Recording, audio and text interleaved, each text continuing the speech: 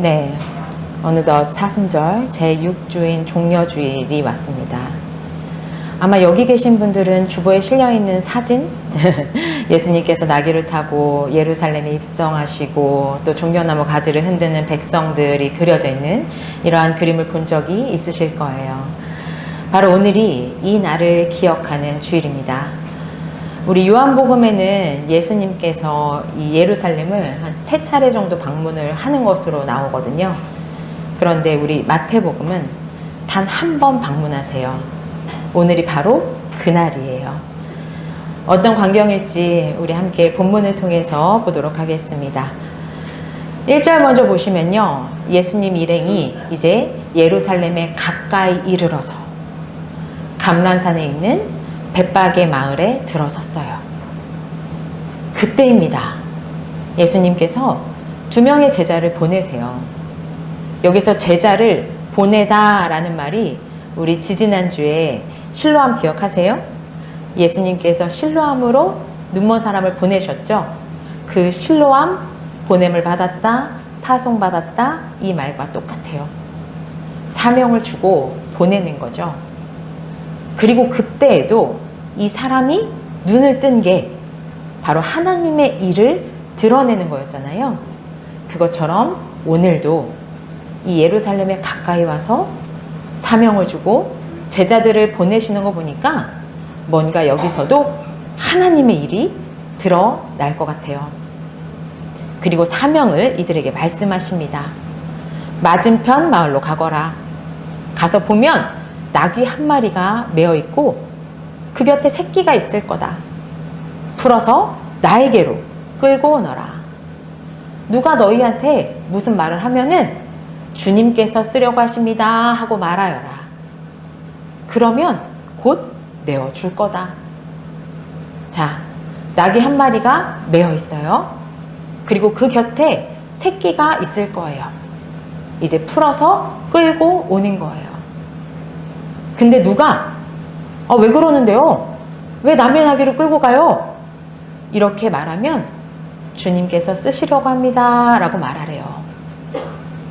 그런데 딴 얘기 없이 이 상황에 딱 왔을 때 이 사람이 더 이상은 반발하지 않고 이제 내줄 거래요.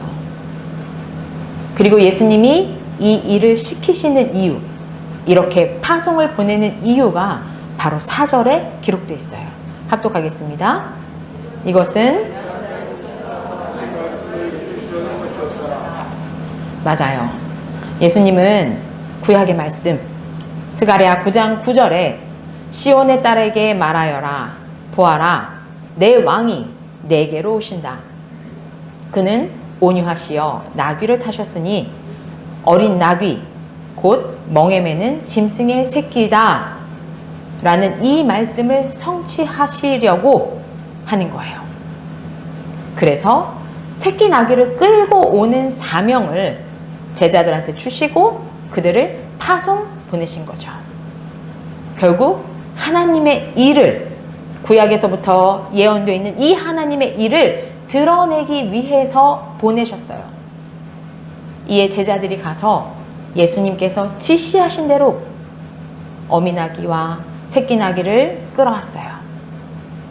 그리고 그 위에다가 겉옷을 착 얹고 그리고 예수님께서 위에 올라타셨어요.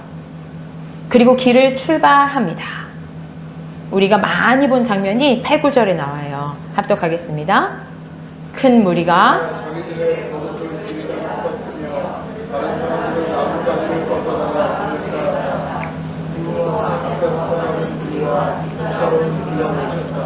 호산나 다윗의 자손께 복되시다. 주님의 이름으로 오시는 분 더없이 높은 곳에서 호산나. 네, 여러분, 큰 무리예요. 자, 흥미로운 거는요, 오늘 본문 전에 우리 20장의 이야기에 뭐가 나오냐면 포도원 품꾼 비유 말씀이 나와요. 그러면서 그때 주님이 무슨 말씀을 하시냐면 먼저 된 자가 나중되고 나중된 자가 먼저 되는 말씀을 해주세요. 그리고 난 다음에 주님께서는 자신의 죽음과 부활의 마지막 예고, 이 3번째 순환 예고를 하시거든요. 그리고 바로 이어서 세베대의 아들들의 엄마들이 와요. 그래서 어떻게 했을까요? 청탁하죠? 하나는 예수님 우편에, 하나는 예수님 좌편에 이러면서 청탁하는 장면이 나와요. 이 일을 계기로 주님께서 이제 가르치세요. 그때 뭐라고 하시냐면 너희 중에 누구든지 으뜸이 되고자 하는 자는 너희의 종이 되어야 한다. 인자가 온 것은 섬김을 받으려 함이 아니라 도리어 섬기려 하고 자기 목숨을 많은 사람의 대속물로 주려 함이다. 이 얘기를 하세요. 점점 예수님이 예루살렘을 향해 가는 그 의미를 점점 더 선명하게 계속 그려주셨어요. 비유를 통해서도 말씀해 주셨고 또 설교를 통해서도 말씀해 주셨고 또 목숨을 내주고 고난받고 죽으려고 왔다라고 대놓고 말씀해 주시기도 했어요. 예수님이 보냄받은 이유, 하나님의 뜻을 이루는 방법을 우리 예수님은요 너무나 잘 알고 계셨고요. 또 그 사명대로 지금 순종하고 계시는 중이에요. 그리고 계속 예루살렘을 향해서 죽음을 향해서 걸어가세요.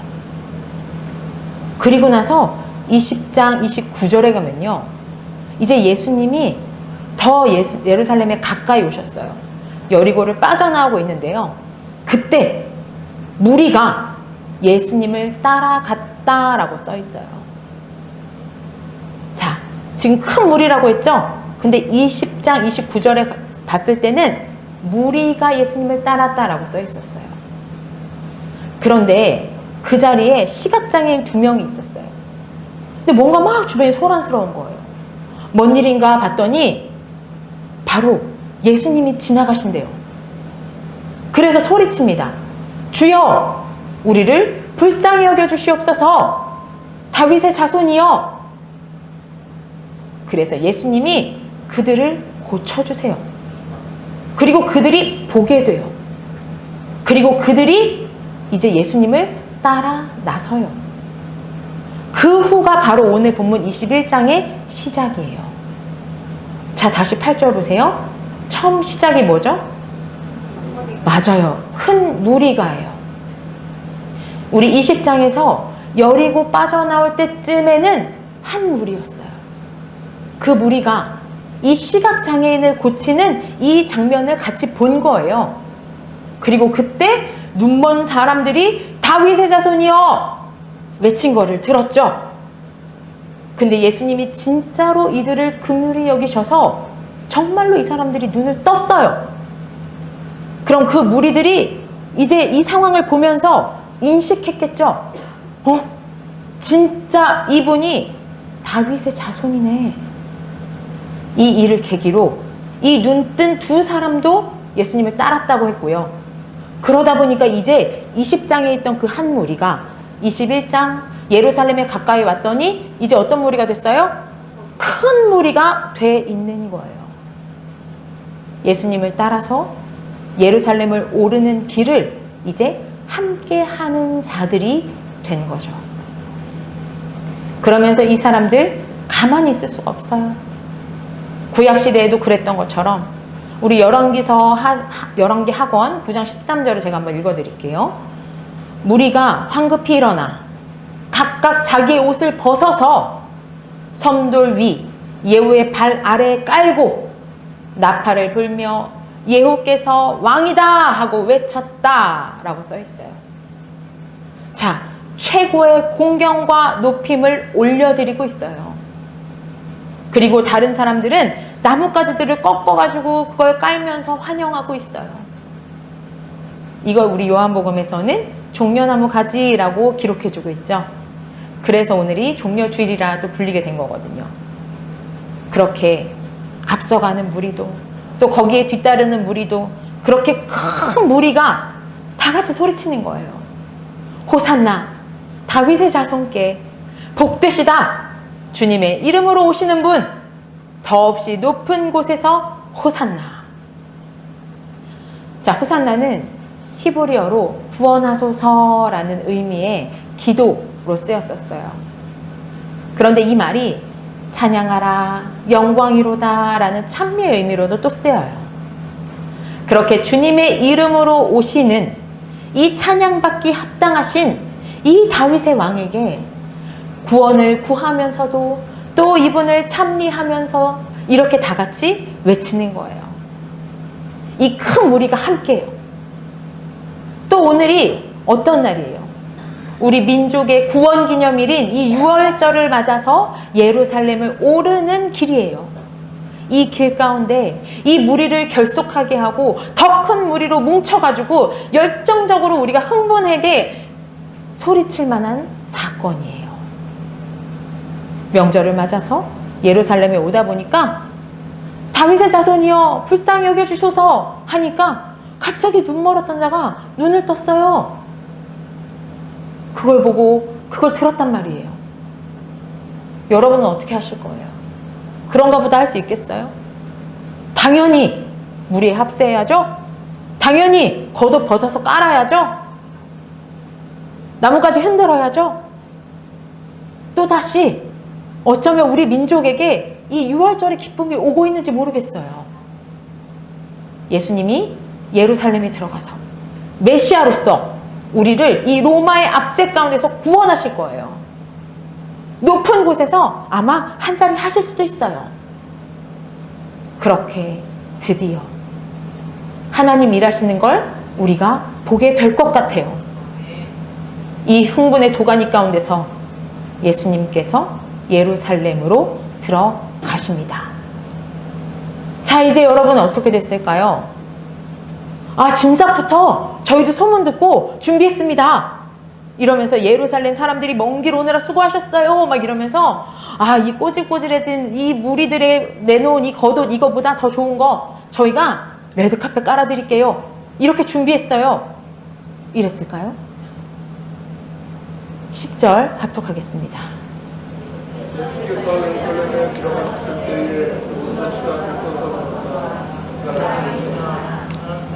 네, 여러분, 온 도시가 들뜨긴 들떴어요.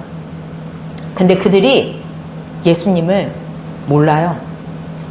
이 자가 누구냐? 그 정체성을 묻고 있어요. 그러자 사람들이 뭐라고 답할까요? 우리 11절 합독하겠습니다.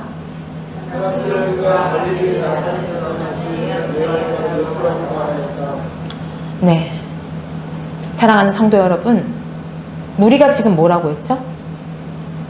갈릴리 나사렛에서 나신 예언자 예수라고 했어요.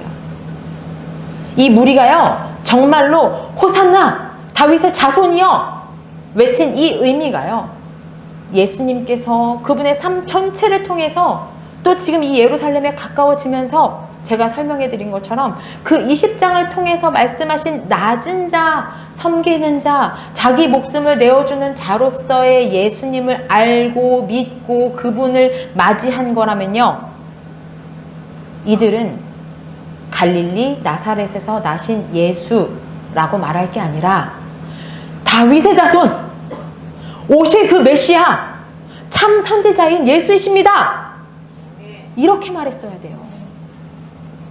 그런데 이 무리에게 예수님은 그런 분은 아니었어요. 그냥 오늘 지금 이번 선거에서 그냥 우리 편에서 왕이 나는 걸 기다리는 거죠. 그리고 이분이 바로 그분이에요. 그렇게 인식하고 그렇게 환영식을 하고 있는 거예요. 거기다 꼭 기억해야 하는 것이 하나 더 있어요. 우리가 흔히 이 본문을 예루살렘 입성식 하면서 정말 거대하게 표현하죠? 그런데 사실 이들의 환영 장면을 보세요. 예루살렘 밖에서까지였어요. 예루살렘에 들어갔더니 거기서부터는 이 사람 누구지? 이걸로 시작해요. 아, 나사렛 사람이야. 이렇게 불리는 겁니다. 그렇게 참으로 영원한 왕이신 예수님은요, 당신의 삶 가운데 계속적으로 말했던 것처럼 겸손한 자, 고난받는 자, 종의 모습으로 예루살렘에 입성하신 거예요. 만약 이 무리, 눈먼 자의 눈을 뜨게 하고 더 큰 무리가 된 이 무리가 정말로 호산나 다윗의 자손께 찬양받으실 주님, 이 외침과 겉옷을 벗어서 깔아드리는 이 경외함이 바로 예수님께 합당한 것이었다면, 예루살렘 주민들이 뭘 몰라서 두려워서 그냥 위에서 시키니까 이제 바라봐 놔주고요, 예수 못 박아라, 이렇게 말했어도요, 아니에요, 이분은 섬김의 왕이십니다. 자기 목숨을 내어주는 진짜 왕이세요. 그분이 바로 골고다를 오르는 중입니다 라고 이야기하고요, 그 길 가운데 자신들의 겉옷을 벗어서 거기서도 카펫을 깔아드렸어야 해요. 하지만 그 자리, 여러분이 너무나 잘 아시는 것처럼 조롱과 핍박만이 남았습니다. 여러분, 오늘 우리의 모습은 이 무리와 얼마나 다르십니까? 과연 우리가 믿는다, 호산나, 찬양하는 그 주님은 여러분에게 도대체 어떤 모습이어야 하는 겁니까? 예수님 말씀하신 대로 섬기는 종으로서의 모습으로는 결코 우리한테는 안 통하는 겁니까? 섬기는 종의 모습, 내가 원했던 왕의 자리에 안 앉으시고 나를 우의정 좌의정의 자리에 못 앉게 하시는 그 주님이라면, 아, 내 옷에 먼지 묻었잖아, 잘못 깔았잖아, 털털털 들어 올리실 겁니까? 정말 진지하게 자문해 보시기 바랍니다. 기도하겠습니다.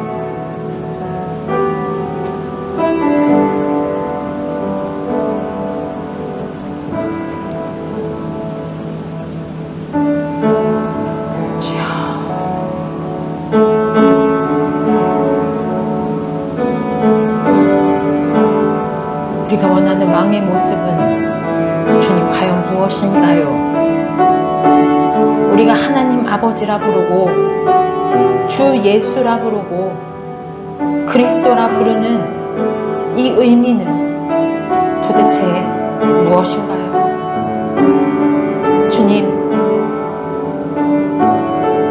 주님께서 말씀하신 대로 주님께서 살아가셨고, 그렇게 주님 부활하셨습니다.